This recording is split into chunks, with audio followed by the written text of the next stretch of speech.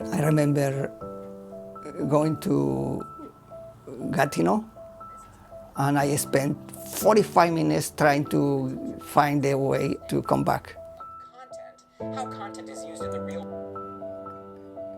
In a sense, a teacher must be somewhat of an expert in content. An expert on content, an expert. They start to give me pills, like punch pills, 3 times a day for the depression. I had burnout. Obviously, a teacher must have some understanding. I suffered a burnout, How content is used. and I was 20 days there, like in jail. I lose my memory. You tell me something, forgot, gone. I was working and I was kicked out from my work and everything because I forgot everything.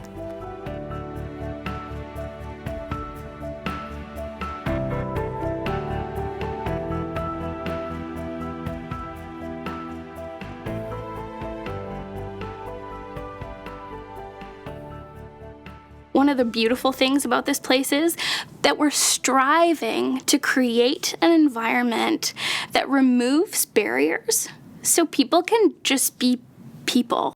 I don't think there's any other university in Canada that offers the kind of service that PMC offers. You know, I came to Carleton because the environment was conducive to my thriving because of the accessibility. It made a world of difference that I could get from one building to the other in the wintertime without having to go outdoors. There were services and supports available, so when I got to class, if I needed somebody to help with notes or if I needed a type of accommodation, they were understood and accepted by the faculty and the university. That doesn't just happen. That was a conscious decision by the university to do. I chose here for a reason. Access. I had access, be it buildings, be it classes, be it support. Everybody there is treat you with respect and understanding and compassion. I knew that I would have more likely more success attending Carleton than probably anywhere else in the country. Of all the universities in Canada, Carleton is going above and beyond to ensure that I'm able to succeed, because if I went anywhere else, I feel that I wouldn't have been able to make it this far. Everybody who's working on that team is working from a position of wanting you to succeed. It's also a culture within Carleton to help students succeed. I was able to kind of like not really stress that much about how to kind of settle down because I knew that all the support that I needed was there. Despite the fact that I was totally lost, they tried to direct me, but without making me feel bad or anything, but treating me like a normal person, you know, like. They're not taking the reins, they're not doing it for you, but they're there for you if you need them. We support a lot of students either with mobility impairments or chronic medical disabilities or ADHD or, you know, autism spectrum disorder.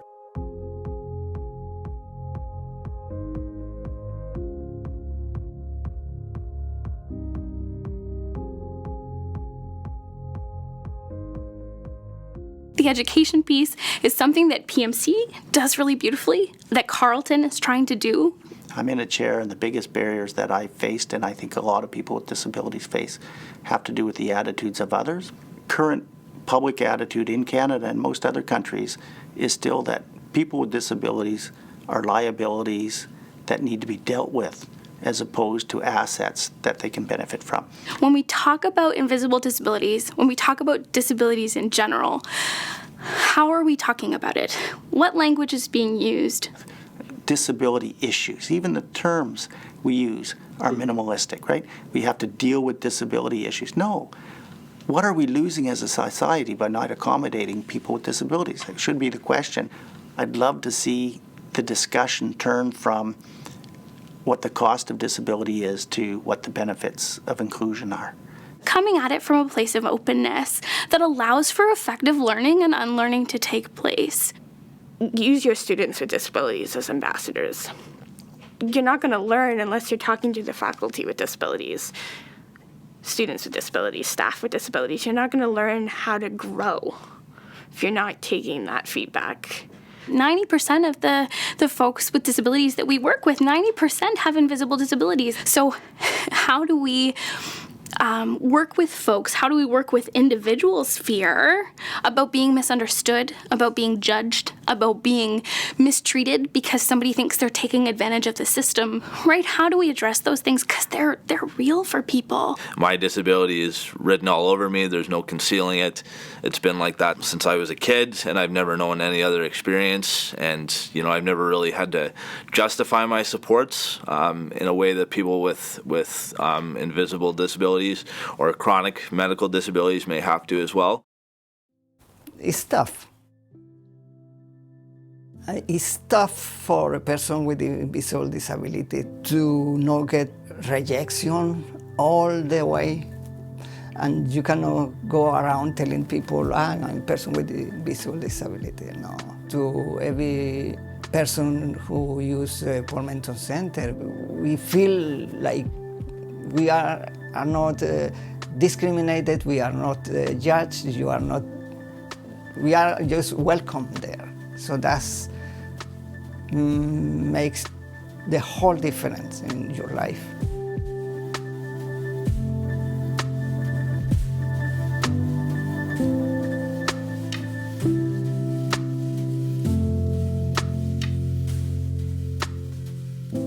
For a lot of people, their experience with disability may not be as positive because a lot of times people get bogged down in trying to get a diagnosis to legitimize their supports as well. So if you're trying to understand disability, don't assume, ask. Not everybody's going to be comfortable, and that's fine. But there's other people, myself included, who are more than happy to help you inform. To grow and understand, you need to involve the people that know it. Personal support workers come in the mornings, and I work through an agency. The agency is constantly making policy decisions that impact me personally and directly without ever having asked me what those impacts are. So they make the decision without knowing how it's going to impact me, either that or without caring. Well, let's bring some educated, confident people with disabilities into the room to discuss the issues that are going to impact them. It was a different slogan for a different time, but it was nothing about us without us, which again comes back to representation. So it all kind of is very cyclical in that way, in that people with disabilities should be put in positions of power and authority for so long. Able-bodied people are, we're always put in those positions of power, and people with disabilities were kind of passive recipients as opposed to leaders and, active policymakers. Let's bring all of the right stakeholders together around the table, not just the select few that agree with us. Professor, student, and disability services coordinator. When all three are on the same page, it makes for a much more kind of seamless experience. I want to involve faculty in the accessibility process as much as possible because it's a learning experience for everyone, and the more support and information we can give to faculty, the better they'll be able to support our students, and it'll be much more of a willingness as opposed to needing to do something, I think. Disability accommodation is not complex, and I think that's what PMC is trying to show.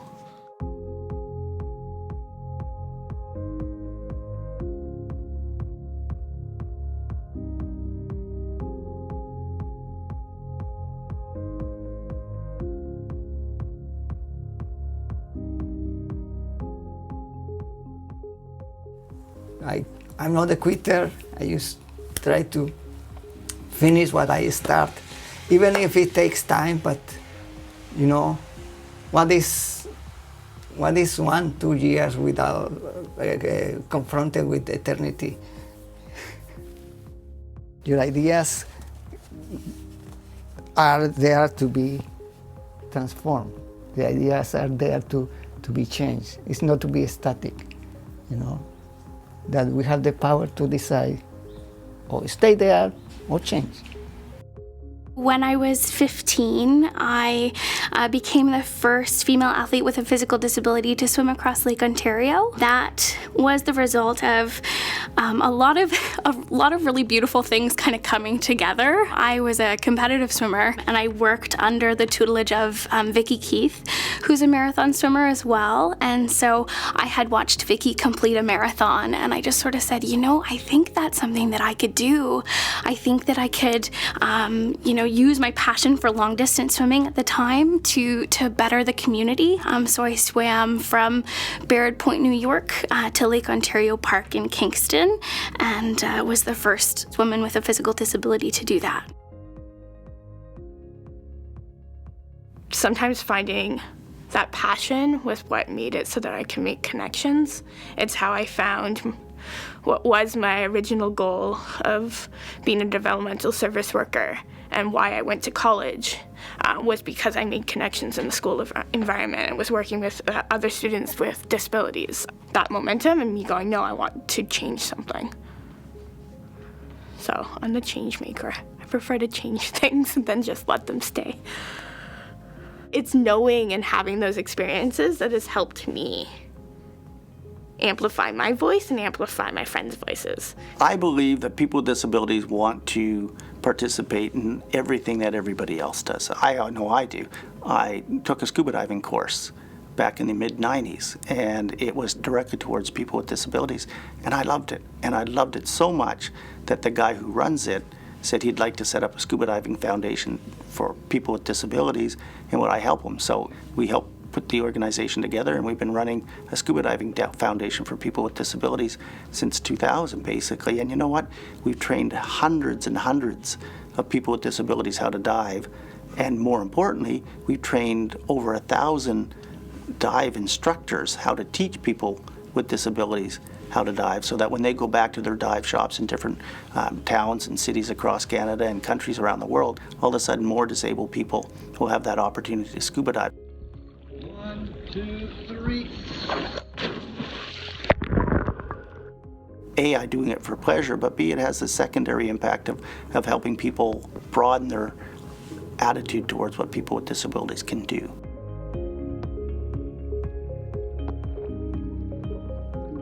In terms of the lake swim, I mean, I can never claim to have done it on my own. It legitimately took a village, a really incredible village, support people and crew members and my coach, my family who rallied behind me and, made the dream a reality. We ended up constructing a pool or helping to facilitate that, an accessible pool in Kingston, with faith, determination, and a really solid support network. Nobody gets to the top on their own. It's on the shoulders of others that we succeed, and that's something I've carried with me.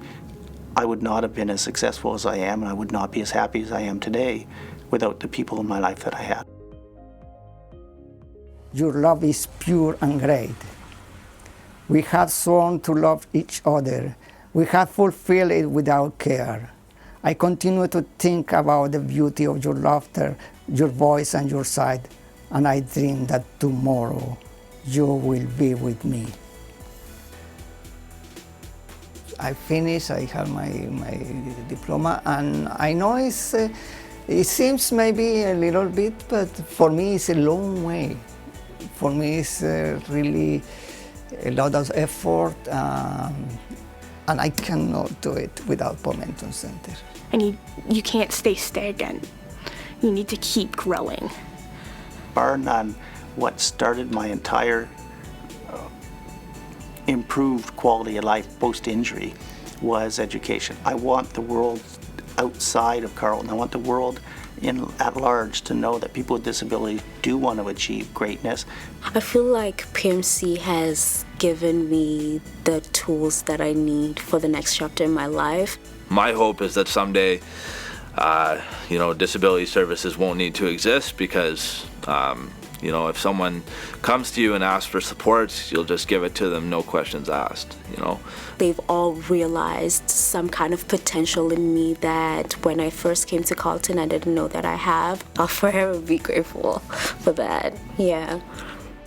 Part of the reason why I love Carleton, part of the reason why coming here was such a beautiful and instrumental, decision in my life is because that support that village does exist through the PMC. I've lived it. I've been there, done that.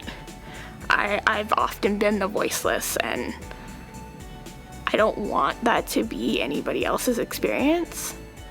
Progress is slow, but is constant as well.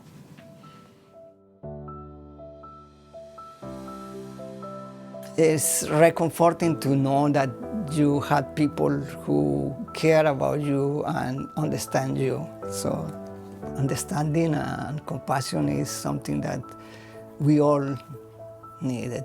The whole world needed this moment especially.